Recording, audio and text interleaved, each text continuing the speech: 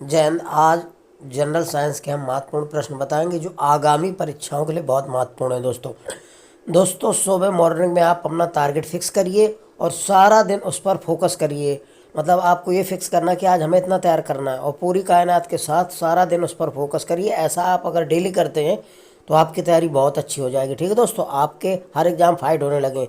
इसीलिए हम कहते हैं कुछ कर दिखाओ ऐसा कि सब करना चाहें आप जैसा दोस्तों।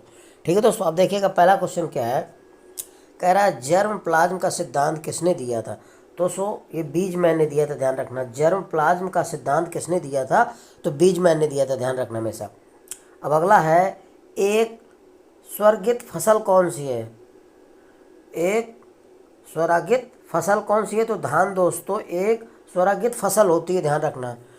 एक स्वरागित फसल कौन सी होती है, धान होती है, ध्यान रखना। धान, चावल। ठीक है दोस्तों, धान पौधा याद रखना एक स्वरागित फसल होती है। अगला है, क्रोमोसोम बने होते हैं कहेंगे तो न्यूक्लियोप्रोटीन के बने होते हैं दोस्तों, ध्यान रखना। क्रोमोसोम जो बने होते हैं किससे बने होते हैं मिलकर, तो न्यूक्लियोप्रोटीन के बने होते हैं, ध्यान रखना। क्रोमोसोम किसके बने होते हैं, न्यूक्लियोप्रोटीन के। अगला है, डार्विनवाद की सबसे बड़ी कमजोरी इनमें से किसकी व्याख्या कमी थी। तो इसका मतलब है दोस्तों कि डार्विनवाद की जो सबसे बड़ी कमजोरी थी, यानी कि वो किसकी खोज नहीं कर सका, किसमें मतभेद रहा। तो डार्विनवाद की सबसे बड़ी कमजोरी इनमें से किसकी व्याख्या करने की कमी थी, तो दोस्तों विभिन्नताएं। उन्होंने विभिन्नताओं के बारे में नहीं बता पाया। ठीक है, जीवन संघर्ष के बारे में बताया, सही योग्यतम के उत्तरजीविता के बारे में बताया, प्राचुर संतानोत्पत्ति के बारे में बताया, लेकिन विभिन्नताओं के बारे में बताने में असमर्थ रहा दोस्तों डार्विनवाद, ध्यान रखिएगा। ठीक है, बी विकल्प सही हो जाएगा। अगला है, डार्विन ने जीवधारियों की उत्पत्ति किसके द्वारा बताई। तो डार्विन ने जीवधारियों की उत्पत्ति को बताया था प्राकृतिक चयनवाद का सिद्धांत, ध्यान रखना।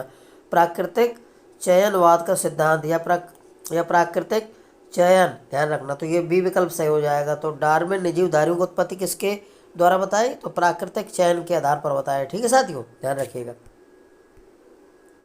अगला है साथियों, उत्परिवर्तनवाद का प्रतिपादन किसने किया था। तो उत्परिवर्तनवाद का सिद्धांत या उत्परिवर्तनवाद का नियम किसने खोजा था, प्रतिपादन किया था, तो हुगो डिब्रेज ने, ध्यान रखना। उत्परिवर्तन का प्रतिपादन किसने किया था, उत्परिवर्तनवाद का प्रतिपादन किसने किया था, यानी कि खोज किसने की थी, ये जनक कौन है, तो ह्यूगो डिब्रेज थे, यानी कि डी विकल्प सही हो जाएगा। भूमि परिवर्धन से संबंधित सिद्धांत किसने प्रस्तुत किया था।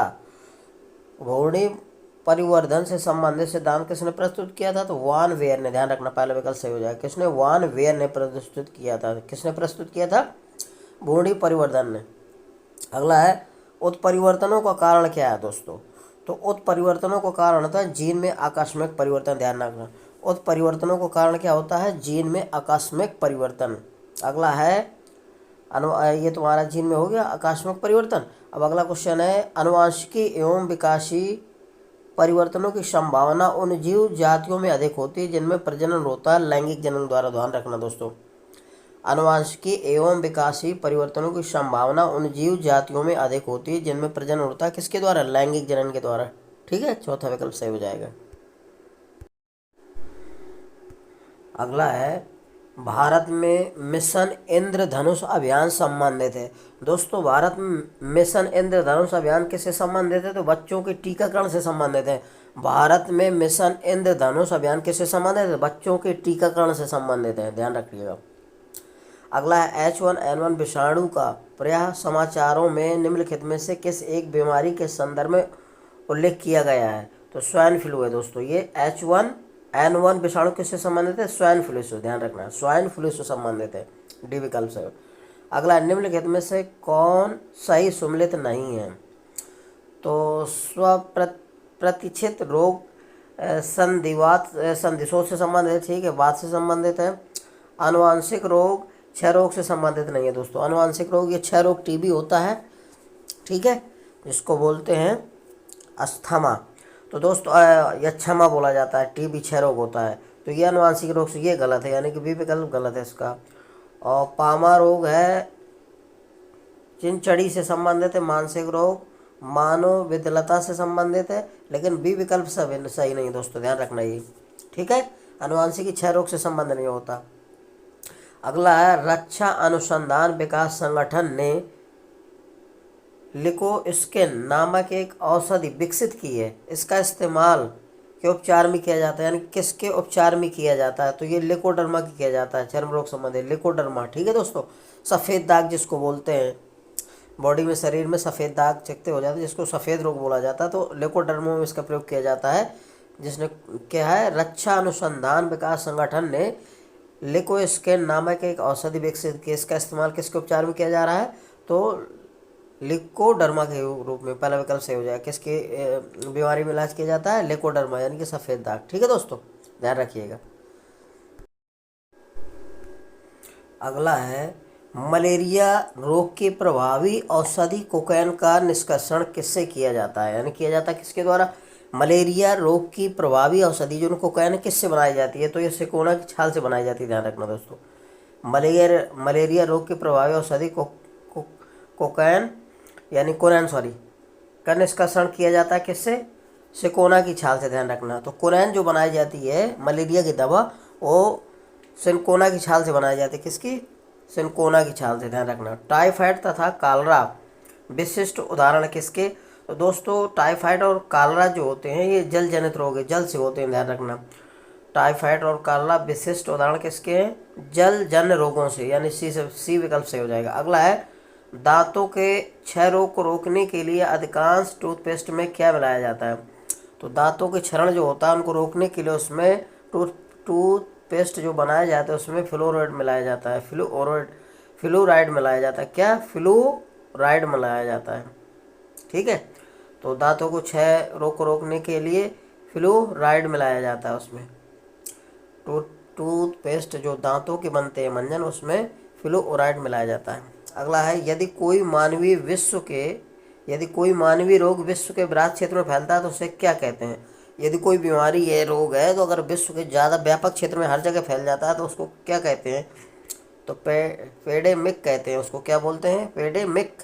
पहला विकल्प सही हो जाएगा, पेडेमिक। अगला है, तीव्रता एवं प्रयुक्तता के आधार पर निम्नलिखित में से कौन सा कर्क रोग उत्पन्न कर सकता है तथा इसका उपचार भी करता है? तो दोस्तों ये है आयनी विकिरण। ध्यान रखना, आयनी विकिरण होता है, आयनीन विकिरण होता है। ध्यान रखना। और ओंकोजिन किससे संबंधित है दोस्तों? ओंकोजिन किससे संबंधित है?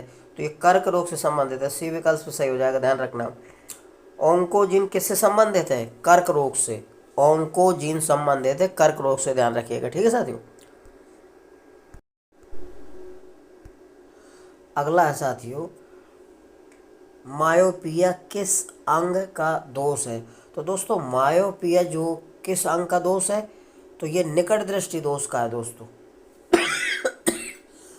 ये नेत्र से संबंधित होता है। ध्यान रखना, मायोपिया किस अंग का दोष है? यानी कि मायोपिया जो ये आंखों से संबंधित है, नेत्र से संबंधित है। तो मायोपिया किस अंग का दोष है? नेत्र से संबंधित। सी विकल्प सही हो जाएगा। ध्यान रखिएगा। निम्नलिखित में से कौन सा रोग कवक जनित है? तो कवक जनक क्या होता है दोस्तों? कवक से दांत खाज खुजली होती है।